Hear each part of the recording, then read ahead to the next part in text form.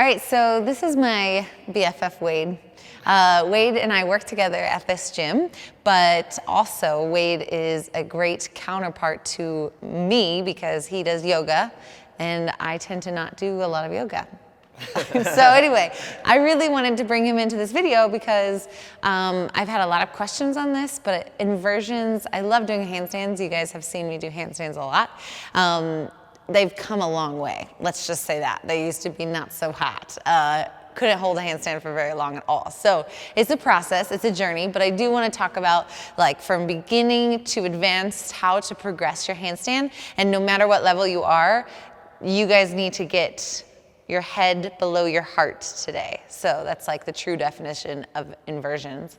Give us some benefits of inversions, Mr. Yogi. Well, it helps circulation because you reverse the blood flow, so that's awesome. Yeah, it does. It makes you like wake up, energizing. Yeah, energize more blood to the brain. Yeah. That helps. It improves your immune system. It does. It can also help you relax too, to the counter of the energy if you do different types of inversions. Oh, well then let's relax, guys. So let's start at the most basic of inversions. And so if you're sitting at a desk, whether you're at your job or on the couch, you can go ahead. You'll be my demo man. Oh, okay. Cool. Yeah, so this is super simple and anyone can do this. It's just putting your head between your knees. Like here, and so his head is below his heart, and you're still getting that kind of effect of blood flow. So no matter what, all levels can do this inversion. How long do you suggest holding these? Up to like 10 deep inhales and exhales. 10 deep inhales and exhales. I like that. Yeah. Cool. Okay, and then another one Wade wanted to show you was legs against the wall, because even though it's a different type of inversion, it's still a very basic modified inversion. But this is also really great for. Say the best way to get up here is like this. Oh, he's going to show you the best way to get up on the wall. So kneel against the wall, facing away from the wall, then push your feet there, and then legs through. So this is also so great for hamstrings as well, and just getting your legs up. You like this one. I love it. He does this a lot. Like everything. Yes. If you're dehydrated, put your legs up against the wall. If you feel nauseous, put your legs up against the wall. Okay. Let's focus. Okay, so that's inversion number 2. Inversion number 3, what was the plow? Oh, yeah. Yeah, so plow. So this is another great one for beginners. It's a little less scary than doing a headstand. So this is plow. Support on the back with his elbows down, kind of like a tripod, and then his feet are up. And don't go to where you feel like you can't breathe and you're congested, and you can breathe, right? Yeah. Yeah, so sometimes I see people like try to go all the way, and they're like, ugh! You don't want that. You want to be able to breathe and open up your rib cage in that breath.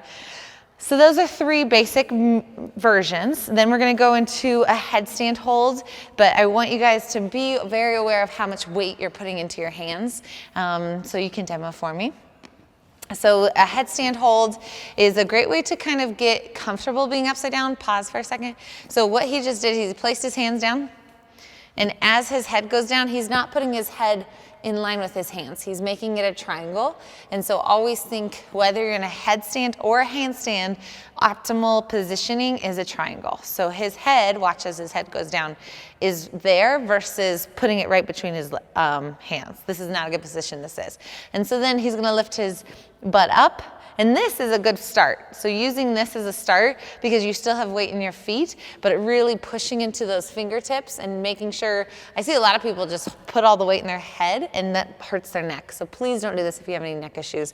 But this is a good way to kind of get used to it, just putting your butt up and dropping your butt down. Good. And then, of course, this can go into crow. And so this is where you've seen this a lot of times with your hands, your knees against your elbows as support. So this is an option. And you can also do this in a headstand using more support. So this is a good modification of crow with your head still down. So there's more support here, and you're working on inversions. And from there, you can lift your feet up using a spotter, holding here and bringing your feet down. Always good to have a spotter, I think, whether it's your kid a big, not like a baby or anything, but like, you know, like at least a human, a small human, or a sister, no babies, or a family member. So the spotters are also really handy for these next three. So we're going to advance it up a little bit more. So you guys have done wall walks in the workout I gave you not too long ago. So Wade's gonna do a wall walk, and I'm gonna kind of spot him through and make sure he's in that good position. So the wall walk, the push-up up, he's gonna walk his feet up and then walk his hands back. And so he's gonna go as close to the wall as he can. And then me as his spotter is gonna help hold him here. His legs are flexed together and his butt is squeezed and his stomach's tight. And so can you do a bad hyperextension? Sorry. Oh, that was a bad spotting job. The other way. So hyperextend. Yeah. So this is what I don't want to see. So what you can see with your partner, they can step away and see how they're like super unaligned. So then your shirt fell off. So squeeze your stomach, squeeze your butt. There you go. And then walk back. Okay, and that's one option for a spotter. Then you can turn it into a kick up against the wall. So I actually, if you're not sure about your shoulder strength and you haven't done just kicking up against the wall, it can be somewhat terrifying. So I learned this in my CrossFit Kids Cert, and this is a really great way, is to use a surface like a box and lock your arms out and feel that locking your arms out sensation. Because sometimes when people just kick against the wall, they're not used to it and they collapse. And so grabbing corners of a box, you can just kind of lock your arms out and mule kick. So you're here and you kick up. And so you're just learning how to kick and get some weight into those arms. And if you feel like you're okay with that, using a spotter, which way you want to take? Face that way, to kick up. There we go. And his feet can find the wall, and then I still want to see him tuck. So right now he's kind of extended. Tuck a little bit more. I can't really see. You're too far away from the wall. There we go. Now tuck. No, that's not tuck, that's tuck. And then drop back off. Stand up for me. So this is gonna be a problem all of you guys are gonna do. So tuck does not mean this. Okay, so when you tuck upside down, it's not this, it's this. So think of the hollow rock position. That's what I'd prefer to see. Straight, hollow, but not this against the wall.